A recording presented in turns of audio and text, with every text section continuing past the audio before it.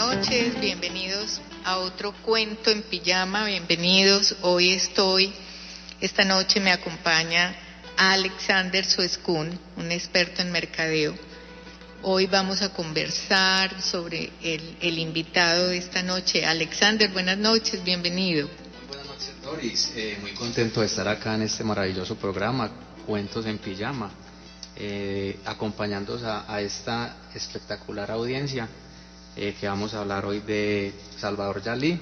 Recuerden que Cuentos en Pijama van a poder escuchar historias curiosas y personajes de la época que han marcado historia. Exacto, Alex.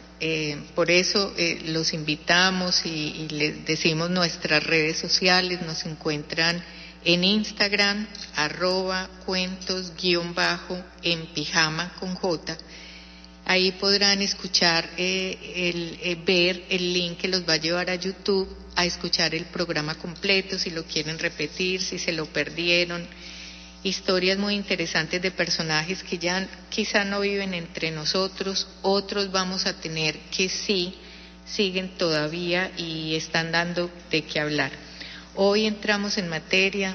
Salvador Dalí, un personaje increíble, excéntrico. Este señor Dalí nació en 1904 en España, en la frontera con Francia, en Gerona, y cuando él nació había muerto meses atrás un hermano de él que también lo habían bautizado Salvador. Ese niño pues no logró sobrevivir, murió de mesecitos, pero el papá le dijo a él, a Salvador Dalí, le dijo: ay, mire, su hermano murió, pero le aseguro que usted es la reencarnación de Salvador, imagínese.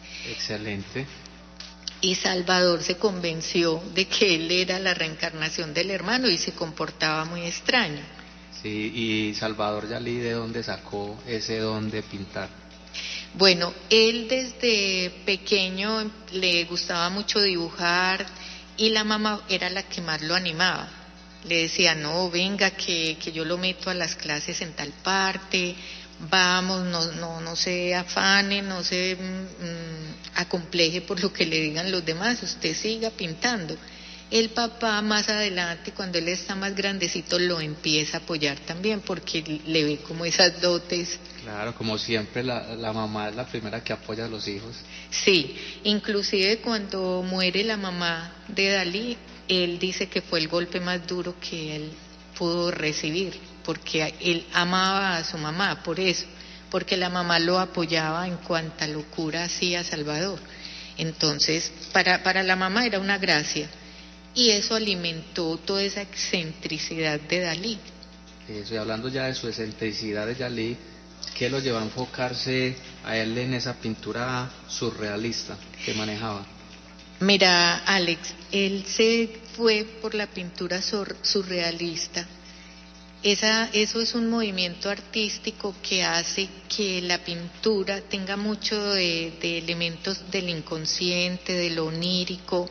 Ahí no hay nada como, o sea, una base real, no. Entonces una pintura puede ser, y de hecho la pintó así Dalí. Él está como en el fondo del cuadro, pero en una parte vuelan sillas, por detrás vuela una cosa que parece una mariposa. Pues ahí no hay nada que case lo uno con lo otro, pero ese era el éxito de la pintura. Ahora ya entiendo por qué a Dalí le encantaba llamar la atención. Cuéntanos un poco sobre eso, Doris. Sí, mira, esa excentricidad, y por ahí lo juzgaban mucho a él, los demás surrealistas, los demás pintores de otras corrientes, porque decían: vea, Dalí, usted es más bulla, más alaridos, más payaso, pero realmente usted es surrealismo, pues no. Y él decía: no, tranquilos, a mí no me preocupa lo que ustedes dicen, yo soy el surrealismo. Entonces se dedicaba a ser más extravagante. Imagínese que una vez llegó a la escuela donde lo inscribió el papá en Madrid. Él llegó vestido de colores muy vistosos, unas medias largas con polainas, era una gabardina, el pelo largo, unas patillas gigantes. Y la gente decía, uy, pero ¿quién es este loco que entró pues aquí a estudiar? Él era eso, él explotaba esa parte, pero no era por hacerse el loco, el charro, no, él era convencido de que esos golpes de opinión algún día le iban a servir, pero también lo metieron en más de un lío.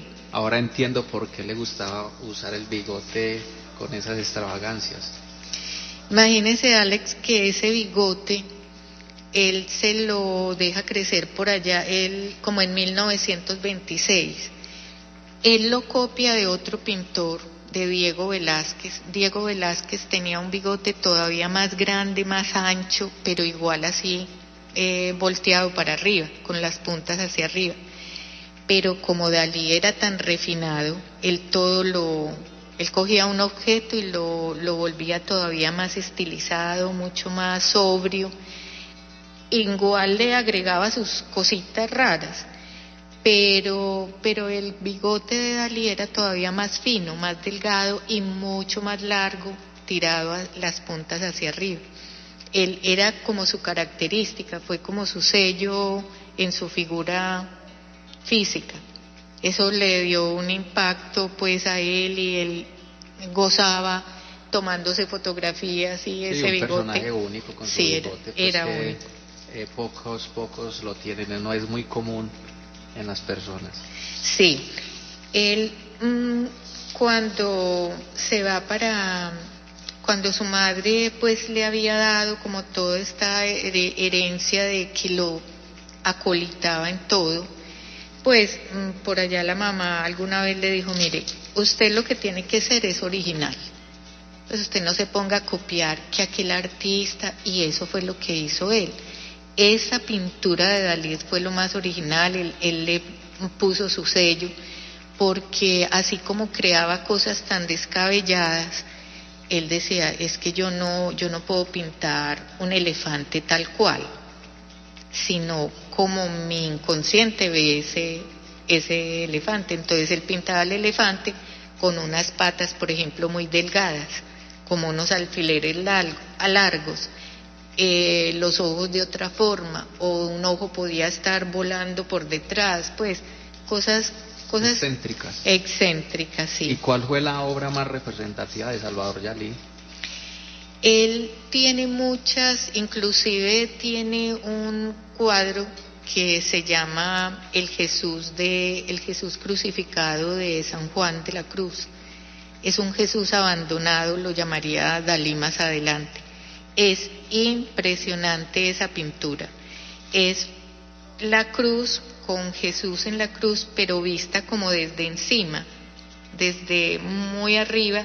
Entonces ves un Jesús colgado en esa soledad, en esa oscuridad, pero a los pies había como una esperanza. De pronto hay un paisaje abajo y eso estalla la crítica.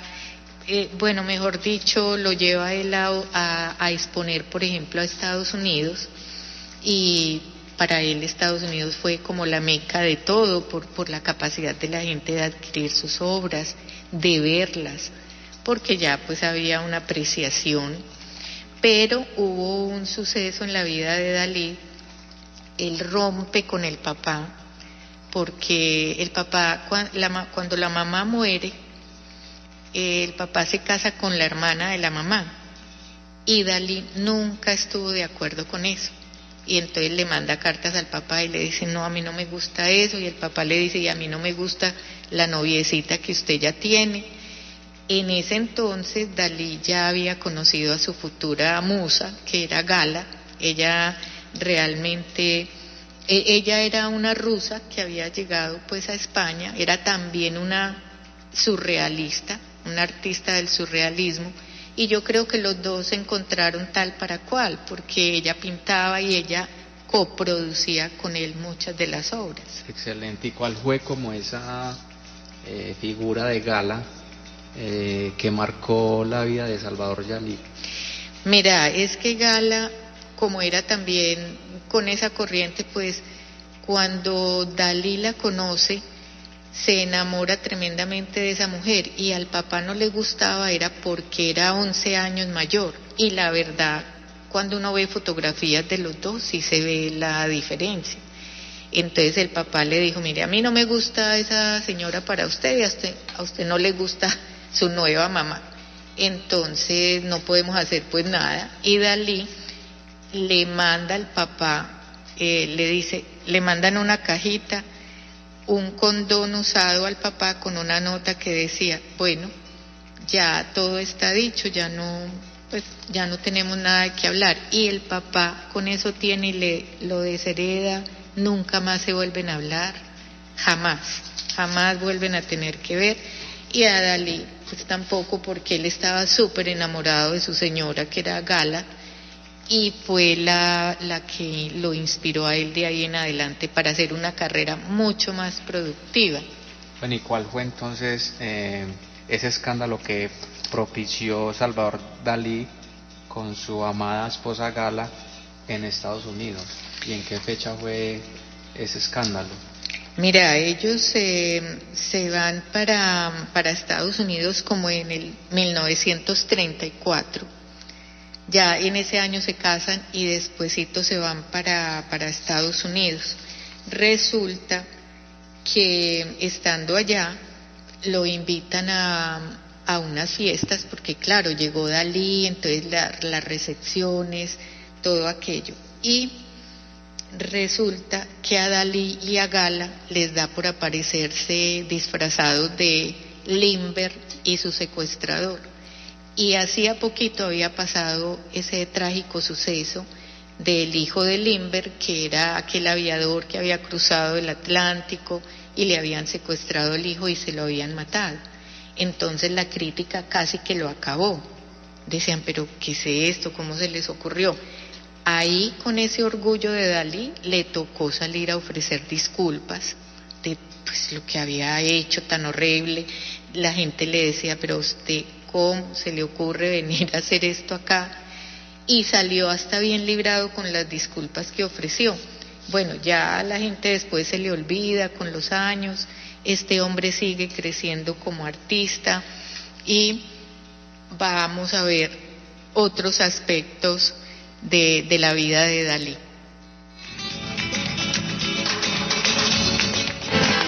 ¿Quieres participar en el programa con tu marca o mensaje comercial? Comunícate a este WhatsApp y déjanos tu mensaje. 315-426-3643. 315-426-3643.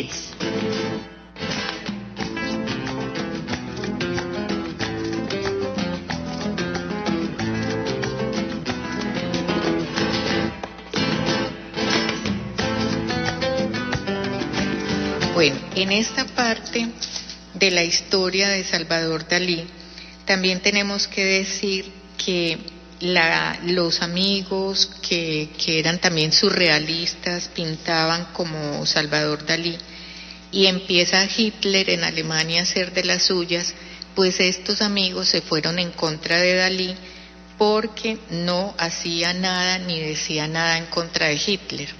Dalí era calladito con ese tema de lo que estaba pasando por allá, entonces lo expulsaron del grupo de los surrealistas. Dijeron, usted para allá y nosotros acá, porque usted no ha dicho nada.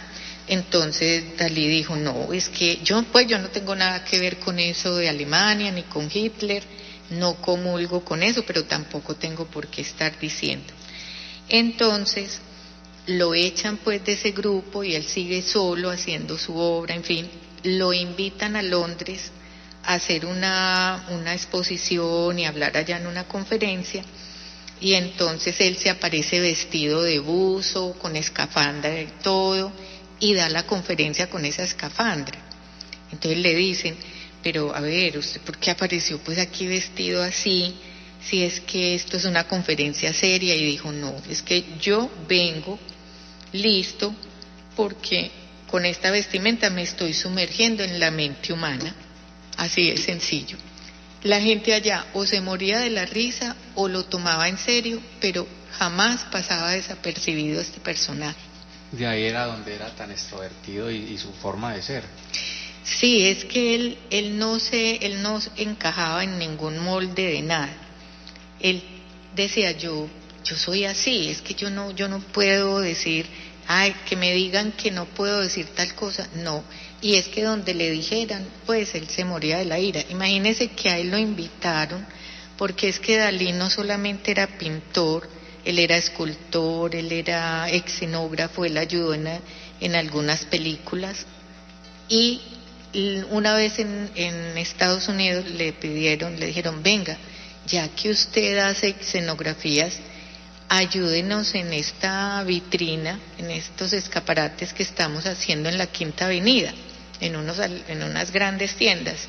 Él la estaba organizando bien excéntrico, bien que le gustaba pues todo lo rimbombante. Llamar la atención. Exacto, él empezó y alguien le dijo, ay no, pero ¿qué es eso? Como que esto aquí no cuadra con aquello que está poniendo. Pues imagínese que empezó a tirar las cosas y quebró todas esas vitrinas. El tipo salió de ahí y dijo, no, ustedes no entienden de arte, y yo para qué pierdo el tiempo acá. Y se fue. El arte surrealista. Entonces, ya Salvador, ¿qué fue lo más importante que hizo en su carrera como artista y como persona? Al micrófono. ¿Qué fue lo que más importante hizo Salvador? Es que toda la carrera de él fue tremendamente llamativa. O sea, su arte no tenía comparación. Él no tenía igual, así otros lo siguieran, otros trataran, porque es que el arte surrealista es como cada cual ve las cosas, como te contaba ahora lo que él pintaba, el elefante o eso. Él, por ejemplo, tiene una pintura de una guitarra que donde van los acordes es un brazo largo y termina en una mano de unos dedos impresionantes, de largos, como crispados. Entonces, mira, eso es imposible copiar. O sea, si vos también te dedicas al surrealismo, verás las cosas de esa manera. Y esas obras de arte que son tan surrealistas que él hacía y pintaba, en esos momentos, ¿dónde se pueden ver? Bueno, están en los museos del mundo, en colecciones privadas. Ya te voy a contar qué fue lo que pasó con su legado, pero te quiero contar esto de esa historia de ellos, de Gala y Dalí. Ellos en 1940 llegan a vivir a Estados Unidos, a Nueva York, huyendo de la Segunda Guerra Mundial. Ya eso estalló y ellos se fueron huyendo. En 1941 Dalí escribe su autobiografía, que es súper interesante, se llama La vida secreta de Salvador Dalí. ¿Cómo será contada a su manera? Imagínese, Alex. Y cuando él está en 1948, ellos dos ya ha pasado la guerra y vuelven a España. Ya se establecen allá y empiezan otra vez la vida de pintar, de colaborar con diseños publicitarios.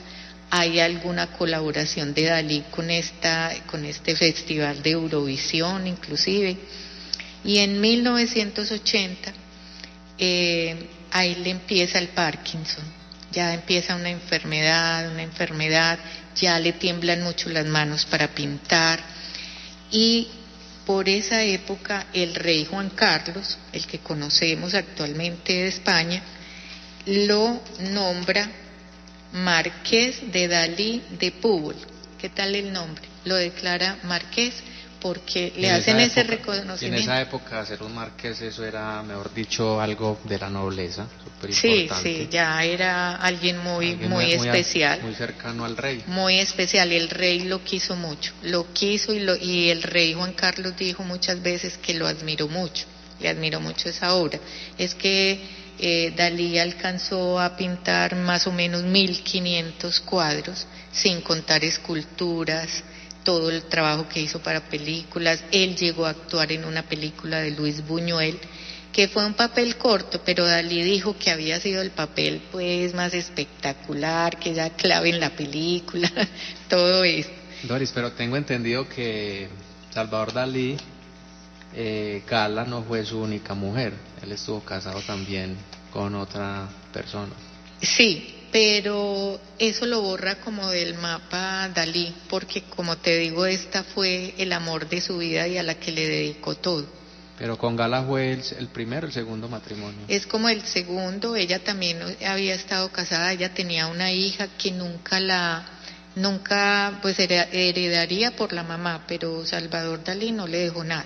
No la reconoció como No, su hija. no, quién sabe por qué, pero no tuvo como mucho que ver, ni siquiera la nombran en nada. Gala muere en 1982 y desde ahí Salvador Dalí cambia, perdió las energías, perdió las ganas de vivir. Inclusive se cuenta que Dalí tuvo 2 intentos de suicidio.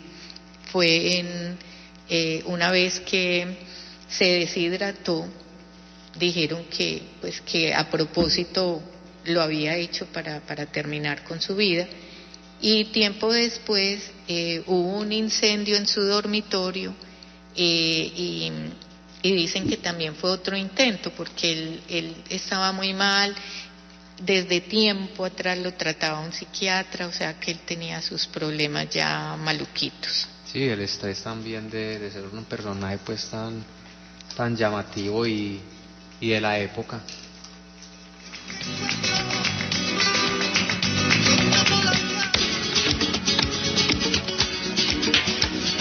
A los 7:90 llega Cuentos en Pijama. 30 minutos transitando por anécdotas divertidas, curiosas y misteriosas que acontecieron en la historia. Sintonízate con Cuentos en Pijama, lunes a viernes a las 10 de la noche en los 7:90 AM.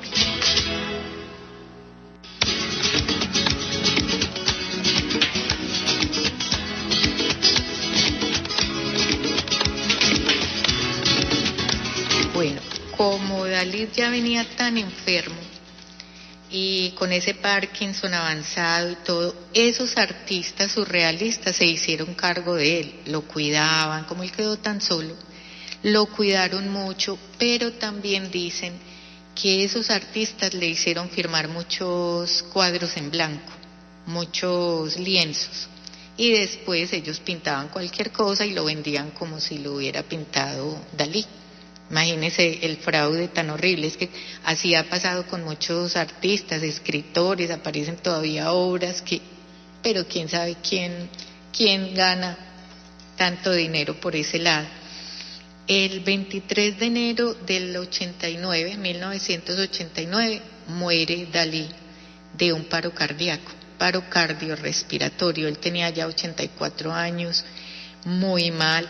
Y él había dicho, vea, mi último deseo es que cuando yo me muera, me embalsamen y me cubran el rostro con un velo negro. Pues así como había vivido, él quería que lo cubrieran y toda la cosa, y así lo hicieron. Lo que pasa es que a él en el 2017 tuvieron que exhumar el cadáver porque alguien dijo que era hijo de él. Ah, pero está reciente, 2017. Sí, Está muy reciente. Sí. Y cuando lo exhumaron y le quitaron el velo de la cara, ese bigote seguía intacto, imagínense. Estaba momificado.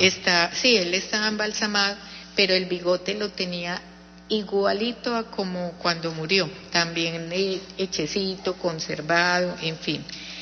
Eso pues lo del hijo no fue cierto, y en el 2017 también. No sé si usted vio La Casa de Papel. Esa serie de Netflix. Sí. En esa serie, las máscaras que usa esa gente se basan en la figura de Dalí. Son alusivas a Dalí. Ah, excelente información. Sí, este personaje, Gala era una mujer igual a él, por eso sería que se entendieron tanto, que pudieron hacer una vida en común tan larga, siendo ella mucho mayor. Es que cuando usted ve las fotos de ellos recién conocidos, usted ve una persona mayor al lado de él. Y él cuando era joven era muy bien parecido, él parecía un actor de cine. ¿Y cuántos años duraron juntos Salvador Dalí y Gala? Pues duraron, pues no sabría decirte cuántos, pero fueron muchos años compartiendo mucha riqueza, porque es que pues los cuadros de Dalí eran invaluables. los precios exorbitantes, y Gala lo acompañaba en todo. Había obras, como te digo, en escultura y todo, que ellos la hacían juntos. Entonces fue mucho lo que compartieron, a pesar de todos los problemas que tuvieron familiares, porque es que el hecho de que el papá de Dalí no lo quisiera volver a ver y Dalí tampoco, entonces a causa de Gala, entonces eso dice mucho de una relación que se dañó tristemente por una mujer que él quiso. Él amó a Gala y la defendía. Él no... A capa y espada. Sí, entonces esta es una historia muy bella porque es un personaje único, fue muy original. Él siempre dijo, si ustedes no entienden el surrealismo, tranquilos, mírenme a mí que yo soy el surrealismo, decía Dalí. Inclusive Dalí conoció a Picasso una vez que fue y lo conoció en persona. Picasso es el precursor y el que dijo, pues yo voy a hacer este estilo que es el cubismo, y Dalí también pintó algo de cubismo, pero su obra era el surrealismo. Más enfocado en el surrealismo por su forma de ser, sí, y de ver el mundo diferente como hoy en día mucha gente lo ve. Exacto, él veía el mundo a su manera, con esos ojos, con esa historia. Es algo fascinante que, bueno, cada noche traemos un personaje, después traeremos historias diferentes, más actuales, mucho más atrás que la época de Dalí, pero siempre estaremos contando cuentos en pijama. Alex, ¿cómo se sintió esta noche? Excelente, vuelvo y te digo, Doris, muy contento de estar compartiendo este espacio en los 790 AM, Radio Munera Eastman, una emisora pues que lleva 25 años al aire y que escuchan en 60 municipios de Antioquia. Sí, así es. Así que hemos llegado al final, los esperamos mañana de 10 a 10:30 de la noche. Los dejamos con Habitantes de la Noche. Chao, chao. Hasta luego.